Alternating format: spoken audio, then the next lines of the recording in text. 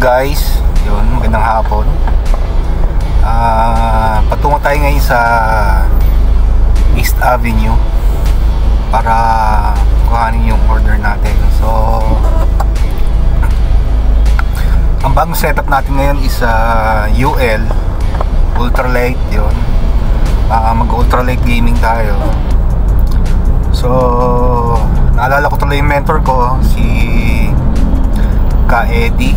Yan, maraming salamat sa iyo, Ka Eddie. Siya yung nagturo sa akin ng ng ultralight gaming. So that was siguro mga 15 years ago. At doon kami nagsimula sa Coloong, Valenzuela. Ang turo niya sa amin is sa pinakamaliit na linya ng tanse sa pinakamalaking huli.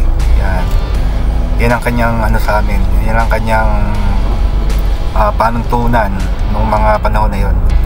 So is pinaka-thinnest o pinakamanipis na linya sa pinakamalaking huli. So ibig sabihin talagang pagalingan para hindi mapatid yung linya, using good reels, syempre, saka yung kung paano niyo dadalhin yung isda, kung paano siya pagurin, kung paano kayo mag-drag, di ba? Yan ang mga naituro niya sa amin. So maraming salamat sa iyo, Ka Eddie. At sana mag-champion ka pa ulit. Balita ako nag-champion siya Yun. Sa Kasanggayan. Yan, nag-champion siya sa biggest catch. So kaya naman kahit may edad na, kayang-kaya niya pa rin mag-jig. Yan, kasama si na Boyong. Yun, congratulations sa inyo, Ka Eddie. So antayin nyo lang guys, at patungo tayo ng fishing villa para kuhanin yung ating bagong setup. Then i-reveal ko sa inyo kung ano yung bagong setup natin. So wait lang guys. Yun, so nandito na tayo guys sa Biluna. Papunta tayo patungo sa fishing villa. Nasa kanto tayo ng Biluna. Makikita nyo, yan ang harap niya. At yun sa taas, yun ang fishing villa. So papanik tayo at tingnan natin kung ano yung mga items natin. So let's go guys, panik tayo.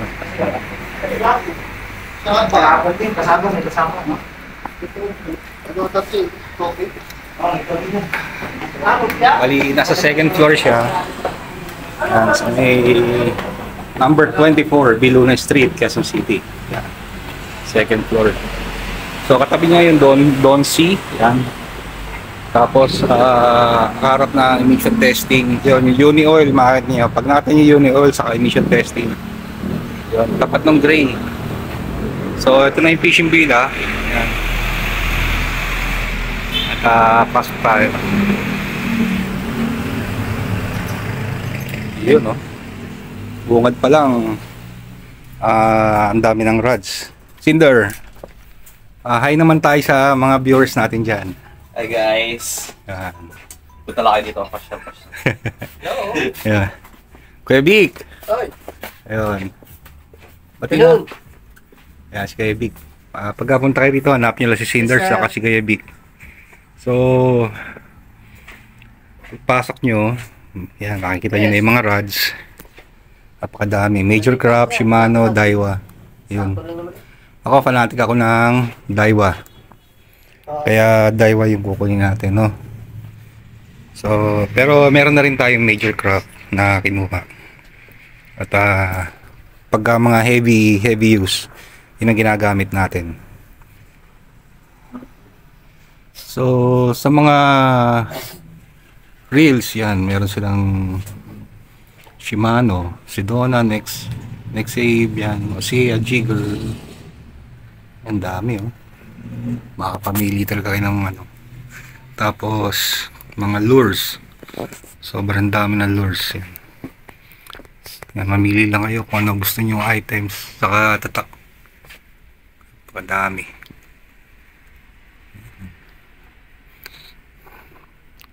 Mga poppers, minnows, yan.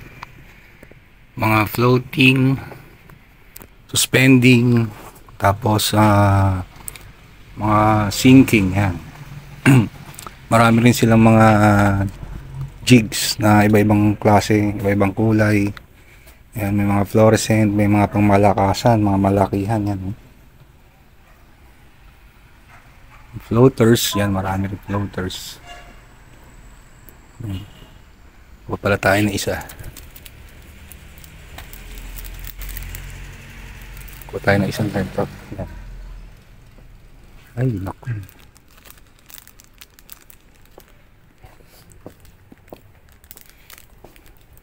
Tapos mga hooks. Marami rito hooks. Yan. Band hook. Yan. Mga band hook. Tapos Hayabusa. Lines. Yung mga different lines sila, mga malalaking hooks yan, oh. Sobrang lalaki. Mga treble hooks, iba-ibang klase. Iba-ibang ano rin, iba-ibang brand. Yan. Mula maliit hanggang sa pinakamalaki. Yung mga treble, Fangs, BKK, Sting, yan. BKK, dami, oh. Gaganda ng mga BKK. Mga swivel, yan. Dito sa kabila is yung mga yan, jig hooks. Yung lalaki. Ang gandang klase. Tapos mga lines. Ayan, mga lines. Yan, dito yung huling upload. Yan, yung kanyang machine na ginagamit pang pang spool. Sa mga line, yan. Hello? Major Craft. Tapos Baribas, yan. Dito kami siya, Piso na road. Seiya, Shimano, Sa may saan? Daiwa, J-Braid, yan. Tapos Sunline, Siglon, yan. May precision dito pa sir, so may unahan ka na. Tapos dami guys. So tingnan natin kung ano yung tingnan natin kung ano yung kukunin natin. Yan, meron na tayong tatlong napili na gagamitin natin. So floater, yung line na 6 pounds, and treble hook na Major Craft. Yan. Tatry ko to. Lo-load natin dun sa sa ating minnows. So reveal na tayo guys kung ano yung kung ano yung, yan, tatula. Tatula. Rod, saka Rod at saka reel. Yun. So Tatula parehas. kuha tayo ng tatula. Yan. 25SS. Ito yung Saka ito yung rod. Yun. Yun yung rod na So light. So ultralight, no? Ultralight. Yan, ultralight rod saka bali combo ng tatula. Yan. Tatula parehas. So tingnan natin guys, buksan natin. Unboxing tayo. Yun, no? Ang unang bumungad sa akin is yung bag. Bag. Yan. Bag ng Daiwa. Yan. So ang reel ito. Yan, size 25 guys. FCLT 25SS yan. QD. Dali guys, ayusin ko lang. So ito na yung ito na yung reel. At yun, ganda, oh. Yan. Maliit lang siya guys. Sinlaki lang ng ano. Halos sinlaki lang ng maliit pa sa palad ko. Ayan oh. Nakita nyo. Ganyan lang siya kaliit. Ganda diba? So meron siyang air drive design. Ayan. Ang kanyang load is kung sa nylon 3 pounds. Yan. Makapag-load ka ng 150 meters. Kung 4 pounds, makapag-load ka ng 100 meter. Kung braid 0.4, yan, makapag-load ka ng 200 meters. Dami rin. Number 0.4. Yan. Diba? Tapos ano pa ba nasa loob ng box? Siyempre yung kanyang washer. Yan. Importante to. Kung bibili ka ng spinning, laging mayroong ganito. Ano importante yan. Titingnan nyo lagi. At ang kanyang yun. Siyempre yung kanyang handle. So yun ang kulay. Ayan.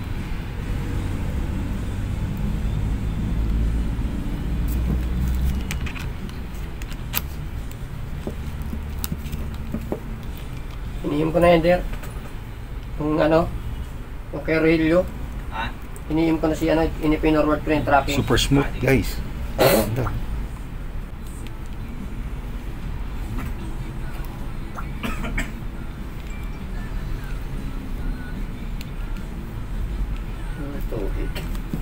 So sa rad ito, open na natin rad.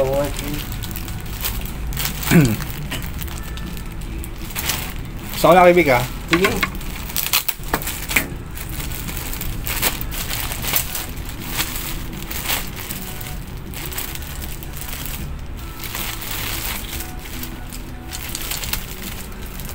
Yun.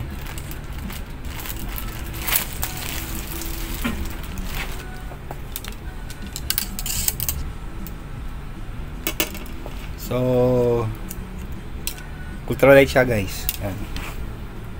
Tatula. Yan. Bali ang specs niya is tingnan natin.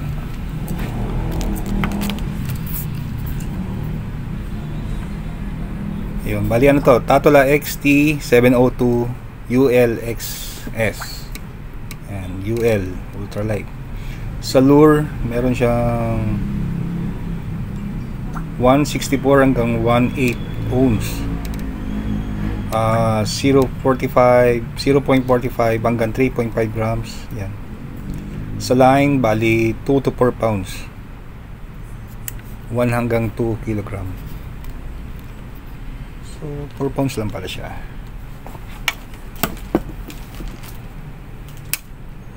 So ito super thin guys, super nipis.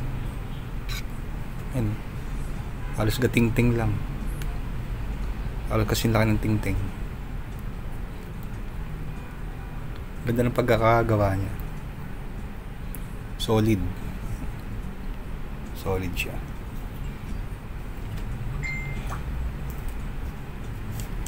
Okay to. So ayan na guys, yung bagong setup natin. 4-5. Tatula combo. Ganda oh. Gopings. Sana all. Sana all. So masusubukan natin yan siguro itong Sunday. Yan, subukan natin ipukul yan. Pula. Pwede ka mag 6 pounds dito. So palit kami na palit kami ng linya. So pinili namin is yung ano, 6 pounds na Super Aging PE4. Yan.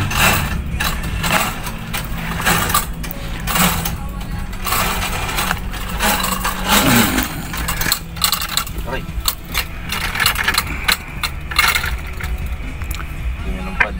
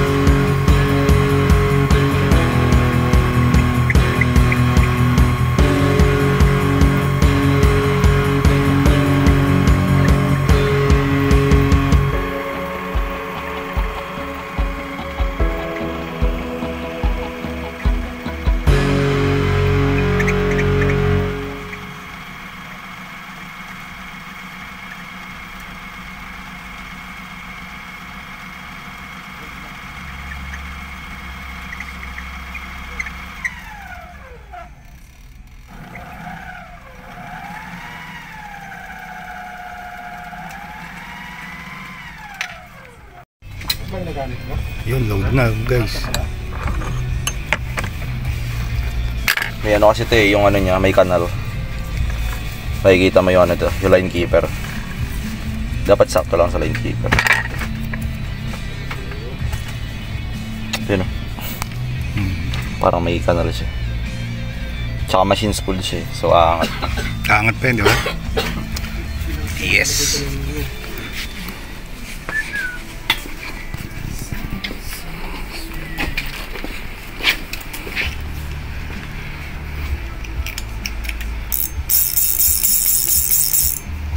Sarap.